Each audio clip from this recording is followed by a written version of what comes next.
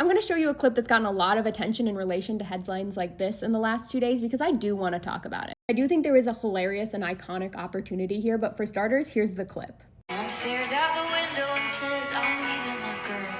She said it didn't seem like that long ago. Yes, that was Sabrina Carpenter playing with country music legends The Chicks, and people have noticed recently that Sabrina Carpenter has been soft launching a lot of country music vibes as she's touring in the South, putting her name next to some of the most iconic trailblazing women in country music history, like Shania Twain, The Chicks, obviously, and she even had Sheryl Crow introduce her at her debut at the Grand Ole Opry, which is a huge part of country music in Nashville. Performing at the Grand Ole Opry is kind of like a rite of passage for country music legends, which is something I've learned studying up by watching a lot of Nashville recently.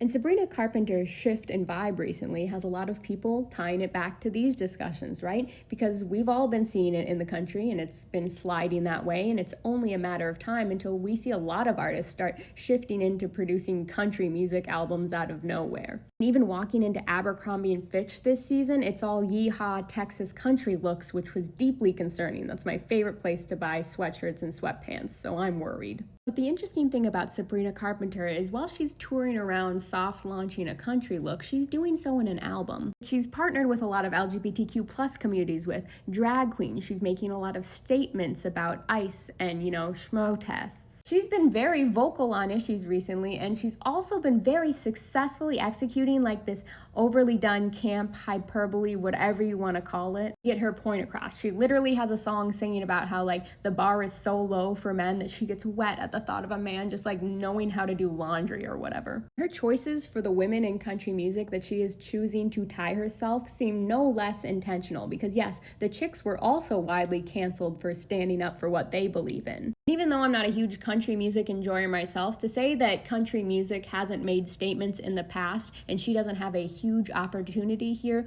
would not be correct. And if I'm being honest, watching her sing these country songs on stage, her voice was made for the country genre. The way it melts into those songs, even I was like, she has to do this. She has the opportunity to take what is happening here and put a bold spin on it. I've never said that I want to see a country music album before today, but I need to see her team up with Faith Hill, The Chicks, all of country music's outspoken artists, and make the most statement of a country music album ever. Get them all together to stand strong and let everyone know what real America is all about.